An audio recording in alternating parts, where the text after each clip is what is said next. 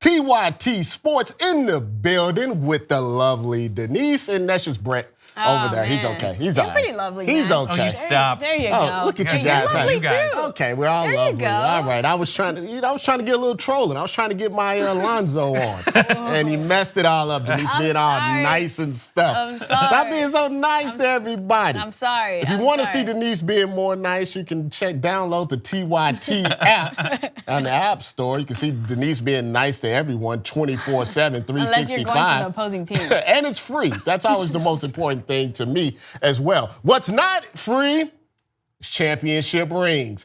Kevin Durant, two-time Finals MVP, one-time never brushes his hair, Player of the Year, is talking about that it's not all about the championships. It's about other things too. You know, they're not just basketball players. They feel like life is important as well. Kevin Durant had some things to say about how it's not just about winning rings. This is what he said to ESPN. I mean, I'm crazy about winning, aren't we all? Don't get me wrong, Durant tells ESPN.com. I'm just not obsessed with winning championships. It's not the only reason I play. I play for my individual growth. That's very mature. Don't grow anymore, you'll break like Ricky. That's very mature. It's individual growth. Do you believe him when he says that? If so, why did he go to the Warriors? Yeah, exactly. He went to the Warriors to win championships.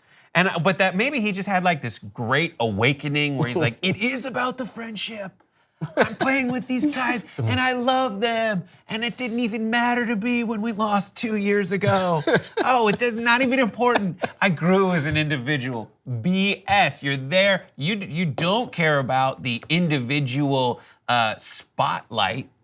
And he cares about friendships, and the championships are cool. I think of him as a good guy in the NBA. He's like, Denise.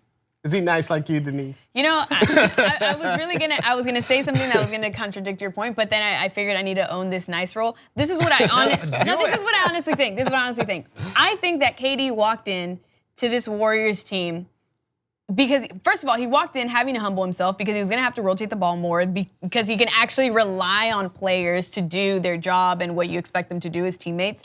So he walked in bringing the ego down just a tad. I'm not saying like a drastic bring down. He brought it down just a tad so he could get, the ball going, and now they have this great chemistry. Now they've become like this undefeated, or not undefeated, but a really hard team to defeat, not only in the West, but just overall. And so I feel like he's back to that route. Now that he has two championships already, I feel like he's in that point where he's like, all right, well, I have 2 championships already. I have 2 rings. I don't think he's going to leave, but I do think he's at a point where we're getting closer to him leaving. You know what's easy to say when you ever heard somebody that's rich say they don't care about money? Right. You know why they don't care? Because they're rich. See, he already has the championship. So it's easy to say you don't care about the rings when you don't have any. Yeah. Now he could be getting paid more. Well, that's still sacrifice. Well, it's not really about the money. It's more of an analogy. It's more of an analogy. Gotcha. But it's he has his rings. Right. So it's easy to say, it was about other things. It's always easier to say when you already have it. Right. And I think if you would have asked him that 2 years ago when he was, when the Warriors came back from 3-1 on him, he would, in an honest moment, he would say something, I don't want to be the player that is looked at top 10 with no ring, so they make fun of me on TV like they do Charles Barkley every single time that he's on. And that does feed into the individual growth journey. Yes. Yeah. And I think he was frustrated. He was also frustrated with the criticism of joining like a super team the way that he did. Right. And this is his way to kind of say that my next step, who knows what it is, but I think he stays in Golden State and just rides it out with his friends. I think he stays in Golden State, but he also leaves you that mystery where it's like, I know you guys all expect me to stay in Golden State, but this is a new. I'm